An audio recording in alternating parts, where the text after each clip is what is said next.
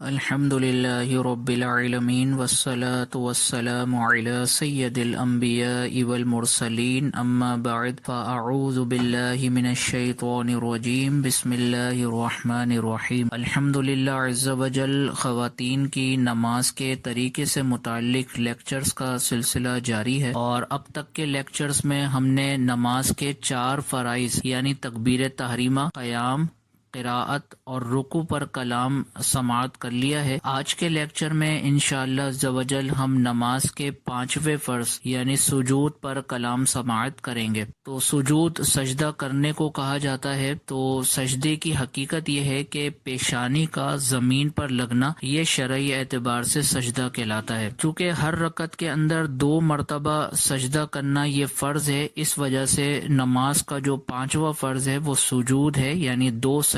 تو ہر رکعت کے اندر 2 سجدے کرنا یہ فرض ہے۔ اس کے بعد یاد رکھیں کہ بہنوں کے لیے سمٹ کر سجدہ کرنے کا حکم ہے، یعنی اچھی طریقے سے وہ سمٹ کر سجدہ کریں گی۔ اس طرح سجدہ کرنا ان کے لیے جائز نہیں ہے کہ جس طرح مرد سجدہ کرتا ہے۔ بعض بہنیں اس سلسلے میں پوچھتی ہیں، سوالات بھی کرتی ہیں کہ کیا بہنوں کا طریقہ بالکل مردوں کی طرح ہے یا بہنوں کا کوئی نماز کا الگ طریقہ ہے؟ تو یاد رکھیں کہ مردوں کی اور عورتوں کی نماز میں فرق رکھا گیا ہے، اور یہ فرق بنیادی طور پر 2 چیزوں کی وجہ سے رکھا گیا ہے۔ پہلی چیز یہ ہے کہ عورت کی جسمانی تخلیق، جسمانی ساخت کی وجہ سے فرق رکھا ہے، اور دوسرا ہے پردہ۔ تو چونکہ عورت کی جسمانی تخلیق کے اندر اللہ عز و جل نے نرمی رکھی ہے، نزاکت رکھی ہے، اور وہ سختی والے معاملات کو نہیں کر سکتی ہے، اس وجہ سے اس کی نماز کا طریقہ مردوں کی نماز سے الگ رکھا گیا ہے۔ اور دوسری چیز جس کی وجہ سے عورت کی نماز مرد کی نماز سے مختلف ہے وہ ہے ستر یعنی پردہ۔ تو جس چیز میں عورت کے لیے پردہ زیادہ ہے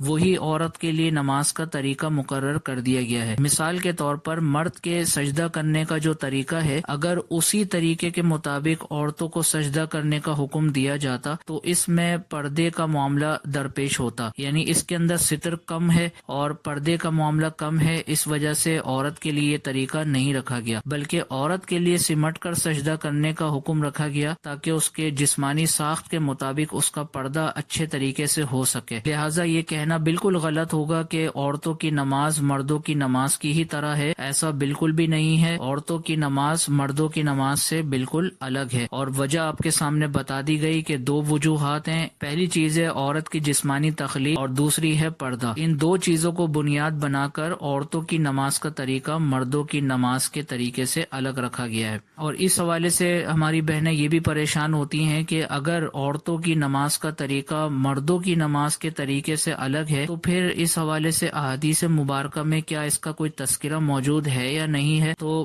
بالکل تذکرہ موجود ہے، اور احادیث مبارکہ کے اندر عورت کی نماز پڑھنے کے طریقے باقاعدہ بیان ہوئے ہیں۔ اور درس نظامی جب کیا جاتا ہے، ایک عالم کورس کیا جاتا ہے، تو اس میں ایک کتاب پڑھائی جاتی ہے ہدایہ کے نام سے۔ تو ہدایہ کے اندر باقاعدہ صاحب ہدایہ جنہوں نے کتاب ہدایہ لکھی ہے، اس میں انہوں نے باقاعدہ عورتوں کی نماز کے طریقے کو بیان کرتے ہوئے یہ بات ذکر کی ہے کہ عورتوں کی نماز کا طریقہ اس لیے الگ ہے کہ اس میں پردہ زیادہ ہے۔ تو جس چیز میں پردہ زیادہ ہوگا وہی طریقہ عورتوں کی نماز میں رکھا گیا ہے۔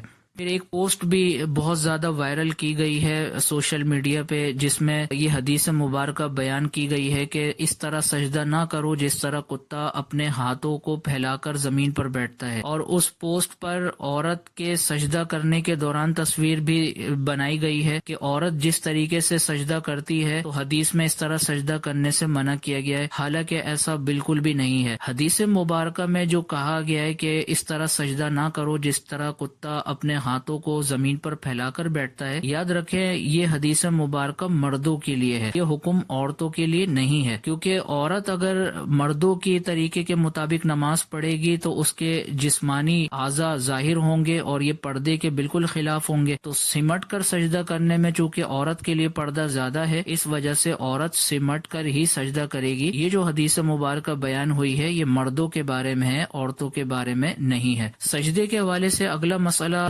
سماعت کریں کہ سجدے میں پیشانی اور ناک کی ہڈی کا زمین پر جمنا یہ شرط ہے. فقط ناک کی نوک اگر لگی زمین پر تو اس صورت میں سجدہ نہیں ہوگا. تو زمین پر جب سجدہ کیا جائے تو پیشانی بھی اچھے طریقے سے جمنا ضروری ہے اور ناک کی ہڈی کا لگنا ضروری ہے. اس میں کنفیوژن یہ ہوتی ہے کہ ناک کی نوک لگا لی جاتی ہے اور سمجھا یہ جاتا ہے کہ شاید ناک کی نوک لگانے سے ہی سجدہ ادا ہو جاتا ہے. تو ایسا بالکل بھی نہیں ہے. نوک کو آپ کو زور سے دبانا ہے. تو دبانے کے بعد ناک کی ہڈی کا حصہ جو زمین سے ٹچ ہوگا اس کا لگنا سجدے کے دوران ضروری ہے. تو فقط ناک کی نوک اگر لگائی تو اس صورت میں سجدہ نہیں ہوگا، بلکہ صحیح اور درست مسئلہ یہ ہے کہ سجدے کے دوران عورت کے لیے پیشانی کو جمانا اور ناک کی ہڈی کو زمین سے اچھے طریقے سے لگانا یہ ضروری ہے. اور اس کے بعد اگلا مسئلہ یہ ہے کہ جب عورت سجدہ کرے تو سجدہ کرنے کے دوران اس کے دونوں ہاتھ اس کے چہرے کے بالکل قریب ہونے چاہیے. تو یہاں پر بھی پردے کے معاملے کو ملحوظ رکھا گیا. اگر ہاتھوں کو چہرے سے تھوڑا فاصلے پر رکھنے کا حکم دیا جاتا تو چہرہ سائڈ سے اس میں نظر آتا اور یہ پردے کے قریب معاملہ نہ ہوتا. تو اس لیے عورت کے لیے پردے کے قریب معاملہ یہ ہے کہ جب وہ سجدہ کرے تو وہ اپنے دونوں ہاتھوں کو اپنے چہرے کے بالکل قریب کرے. اسی میں اس کے لیے زیادہ پردہ ہے. اس کے بعد اگلا مسئلہ یہ ہے کہ نرم زمین پر یا کسی نرم چیز پر سجدہ کیا تو اس میں یہ دیکھا جائے گا کہ پیشانی جمانے کے بعد اور ناک کی ہڈی لگانے کے بعد کیا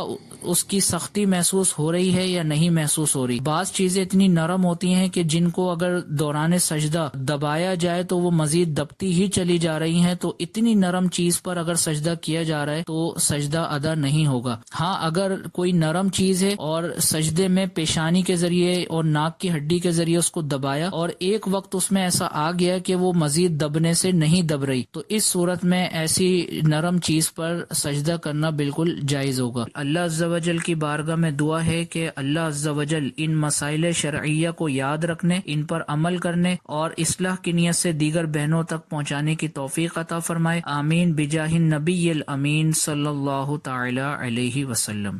آپ دیکھ رہے ہیں PATF Islamic info YouTube channel. مزید اسلامک ویڈیوز کے لیے ہمارا چینل سبسکرائب کریں.